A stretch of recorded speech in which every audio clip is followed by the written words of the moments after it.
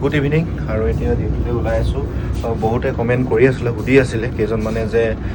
21 দিন ঘৰত থাকোঁতে যদি ডিউটিলৈ মাতি দিয়ে তেতিয়া অভাৰ টাইম দিয়ে নে কেনেকুৱা কি চিষ্টেম বুলি সুধি আছিলে চাওক আপুনি ডিউটি শ্বুট কৰিলে 21 দিন তাৰপিছত ঘৰলৈ যাব নহয় জানো ঘৰলৈ থকাৰ অৱস্থাত যদি আপোনাক মাতি দিয়ে তেতিয়া আপোনাৰ এজন ৰিলিভাৰ থাকে তো সেই ৰিলিভাৰজনৰ লগত কথা পাতিব লাগিব যে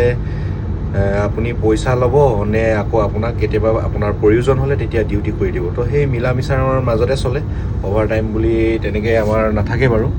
যদিহে আপুনি অভাৰ টাইম মানে যদি ৰিলিভাৰজনে আপোনাৰ ডিউটি কৰি দিব নোৱাৰে তেতিয়াহ'লে আপোনাক পইচাটো দি দিব সেইটোৱে অভাৰ টাইম বুলি ধৰে আৰু তো বেলেগকৈ আমাৰ তেনেকৈ ধৰণে অভাৰ টাইম নাথাকে যে অইল ইণ্ডিয়াৰ দৰে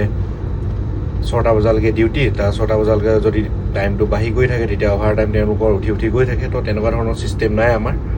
চব ৰিলিভাৰজনৰ লগতে কথা আৰু ৰিলিভাৰজনে যেনেকৈ যদি মোক ডিউটি লাগে বুলি ক'লে ডিউটি কৰি দিবা তুমি আৰু যদি পইচা লাগে বুলি ক'লে তোমাক পইচা দিব তো ঠিক তেনেকুৱা ধৰণৰ মানে ছিষ্টেম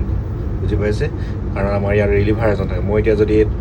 ডিউটিত আছোঁ নহয় জানো মোৰ ৰিলিভাৰজন এতিয়া ঘৰত আছে যেতিয়া তেওঁ ডিউটিলৈ আহিব তেতিয়া মই ঘৰলৈ যাম তো ঠিক তেনেকুৱা ধৰণৰ ছিষ্টেম বুজি পাইছে কথাটো যিমান পাৰে শ্বেয়াৰ কৰি দিব জয় অসম